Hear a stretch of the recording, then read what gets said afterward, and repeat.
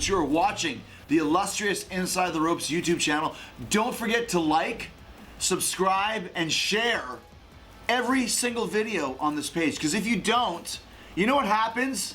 You know what happens when you don't like, share, and subscribe? I cry. I have feelings. I have a heart. I have tear ducts. So don't make me cry, please. Do you really want to hurt me? Do you really want to make me cry? Yes, I just quoted Boy George. That's how much I want you to like, share, and subscribe on the Inside the Ropes YouTube channel. Yeah, boy! I had an idea that I would have somebody destroy the jacket. I thought that would be a good way to do it, and then I would never have to worry about wearing it again. Except for when I'm up here on stage talking to you guys.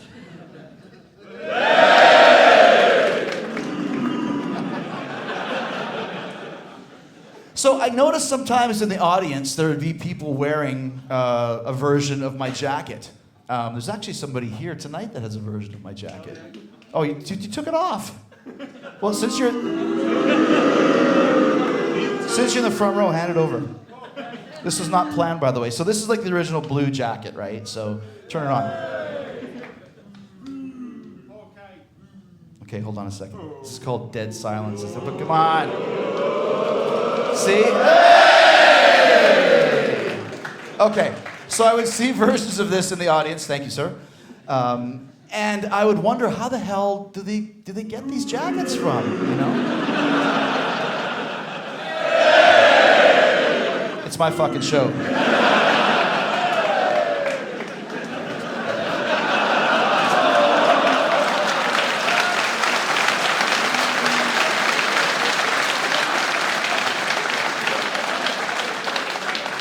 If you're good and you pay attention, I'll give it back to you after class. So I would see these jackets in the audience and wonder, like, where do people get them? And then I found out that you can find that on like celebrityjackets.com or some shit like that for $500. So I thought, like, wow, that could be a good way to have this jacket get destroyed. So I ordered one from celebrityjackets.com, who pays me 0 royalties for it. So thanks for that. And I just kept it with me, and I thought sooner or later I'll come up with an idea where I can get rid of this jacket. So I was doing a feud with Dean Ambrose, and we decided that, like, we were going to start kind of ramping things up, and we had this really cool idea for idea after idea after idea. But it all started when we did a highlight reel, which is my little talk show thing, in Tampa, Florida. And originally, the highlight reel had this wicked stage set. It had like these Salvador Dali stage pieces and this really cool psychedelic carpet, and it had like the Jericho 5000 hanging from the ceiling, and these immaculate chairs and all this other stuff. And then over the years, things started disappearing. Like the carpet got wet and got moldy, so they just fucking threw it away. The Salvador Dali pieces broke. The Jericho 5000, I threw Shawn Michaels through it, so that was destroyed. That was on me.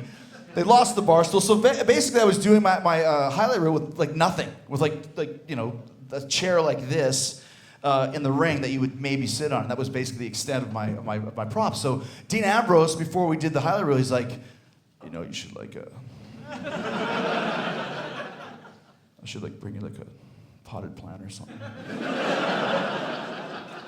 I was like, yeah, fuck, that's a good idea. So we're in Tampa, and we're like, but where are we gonna find a potted plant? So if you've ever been in an arena downstairs, there's like all these offices of, you know, they run the financials and all that sort of stuff. So we're going door to door to see if there's any of the doors that open.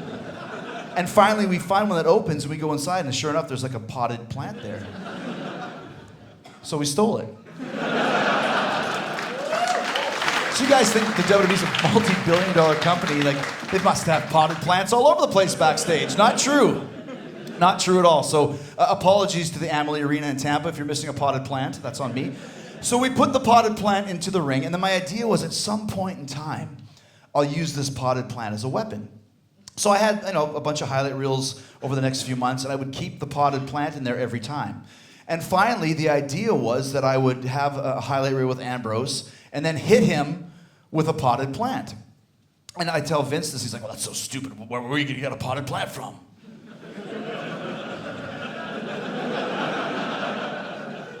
I said, there's been a potted plant in the ring every time I do a highlight reel.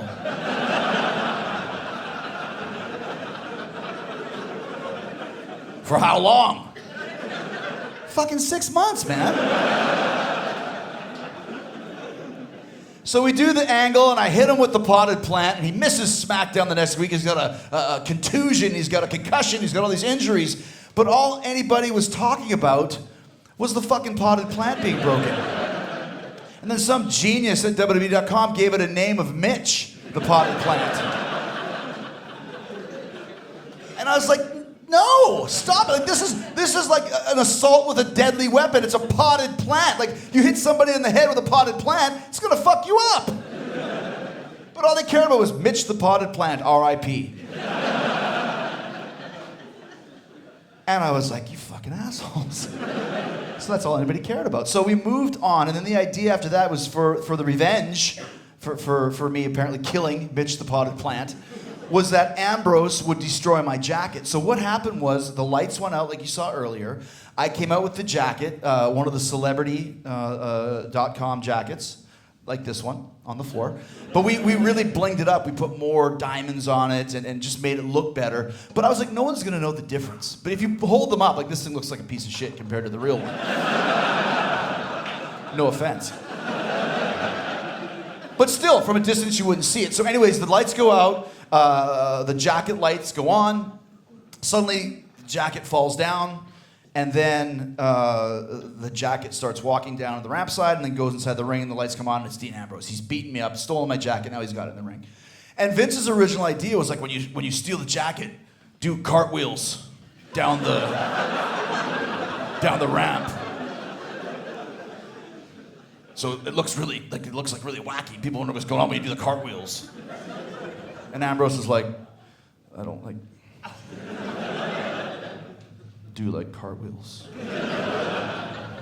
So he's like, well, just wave your arms and make some motion. So he comes down to the ring and he's like this, and you see all these lights and all this stuff, and it turns on, and there he is in the ring, and I'm on the ground. I'm like, no, don't do it. He's like, I'm gonna do it, please don't. And then he proceeds to destroy my jacket.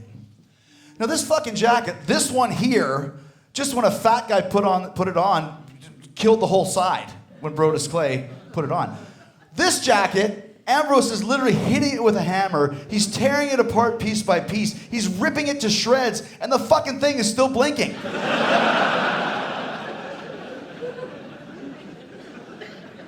like, man, that craftsmanship is pretty strong in fucking India or wherever they make celebrityjackets.com. So finally he destroys the jacket, and that's kind of how I was able to get rid of that, which led to Extreme Rules. This match took place, which was the first ever Ambrose Asylum, which was an idea that we had where there'd be kind of a cage match, and on top of the cage there would be all these different weapons. And it would be like a barbed wire bat and a fucking, a whip or whatever, a mop, which is a really dangerous weapon when you think about it, right? And then the idea was, Vince was like, okay, yes, you can. I wanted to use a chainsaw and cut the rope in half, but we weren't allowed to use a chainsaw. But we had all these other things, including the mop that was approved. And Ambrose was like, I really want to ask Vince if I can use thumbtacks. And I was like, good luck on that, man. There's no way he's gonna allow it. But if he does, good for you. You can take a bump in the tax. I don't give a shit. Do what you want.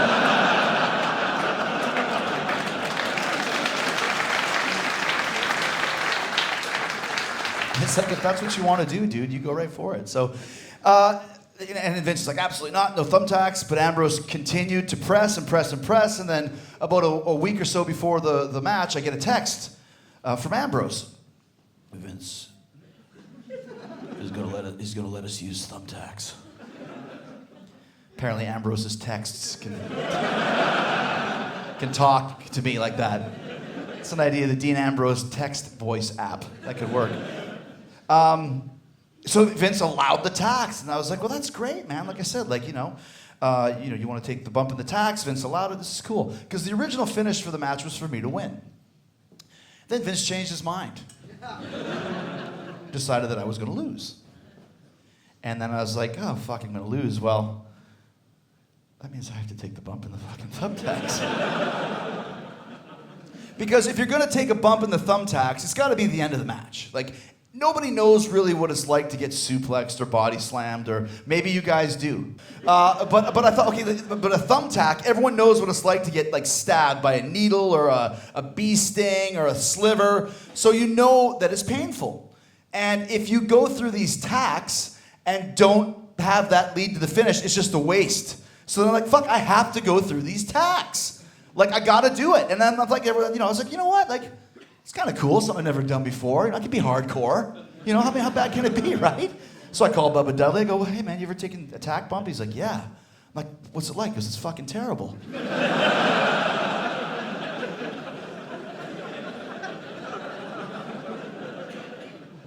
I call Tommy Dreamer. Hey, you ever taken a thumbtack bump? Yeah. What's it like? It's fucking terrible.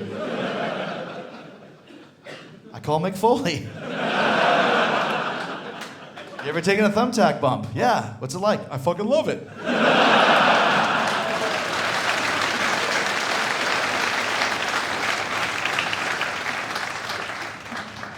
So I'm like, you know what? Okay, I'm gonna do it. I'm gonna do it properly. We have the match. Ambrose climbs up to the top of the cage and pulls out a bucket and then pulls out this velvet bag, and out comes the tacks. Hundreds of tacks in the middle of the ring. And we do some dipsy doodles back and forth, and finally he picks me up for a power bomb or whatever. No, I go for a code breaker, he grabs me, and here's the moment. You're right, and I'm stopping time. I'm like, okay, here it is. It's now or never. Here we go. And I'm waiting for this impact, and it seemed like forever, but once he throws me down and I fucking landed on this shit, thumbtacks. Oh my God. Did you ever see Titanic when Leonardo DiCaprio is talking about how you jump into the cold ocean and it's like 1,000 steely knives stabbing you in the back? That's my DiCaprio imitation. It's like 1,000 steely knives stabbing you in the back. And he was right. It felt like 1,000 steely knives, but really small ones, stabbing me everywhere. All over my back and the back of my shoulders and my elbows and my back of my arms. And the worst part is once you go into those tacks, it's hard to get up. Because anytime you shift your weight to get up, you're getting stabbed by more tacks. So I'm kind of just sitting there like a turtle on his back, and I don't know what to do. You know, and then he picks me up to DDT me in the tacks, and then I'm having this vision that the tacks are gonna get stuck in my eye, and it's gonna pop my eye like a fucking balloon, and my eyeballs are like. It didn't, but I got stabbed in the hand with 3 tacks, and it was awful. And I'm just like, just pin me. And then I have to lay on my back as he pins me. 1, 2, 3, and it's just terrible. They're all down the back of my pants and everything. It's like, this is the worst. So I'm like, okay, listen, I got all these tacks in me. I'm gonna get the most out of it. So I go backstage. I'm like, I want you guys to film this, and I want there to be, I want a bucket, and you guys are gonna count how many tacks are inside my body right now. So they take them out one at a time, 2, 3, 4, blah, blah, blah, blah, all the way up, 68 tacks. Yeah, exactly. What the fuck was I thinking? It's no fun being hardcore, I'll tell you that. Save that shit for the indies. So I go into the dressing room, I'm finally done. I go and sit down, and when I sit down, I feel something stab me right in my ass. And I'm like, oh, what the hell's that? I pull my pants down and I look, and there's one more tack sticking out of my right buttock. And I pulled it out, and there was your 69 tacks. Yeah, everyone thought, oh, 69, huh? That's cute, huh? That's a cute number. No. It's a real fucking number. Okay?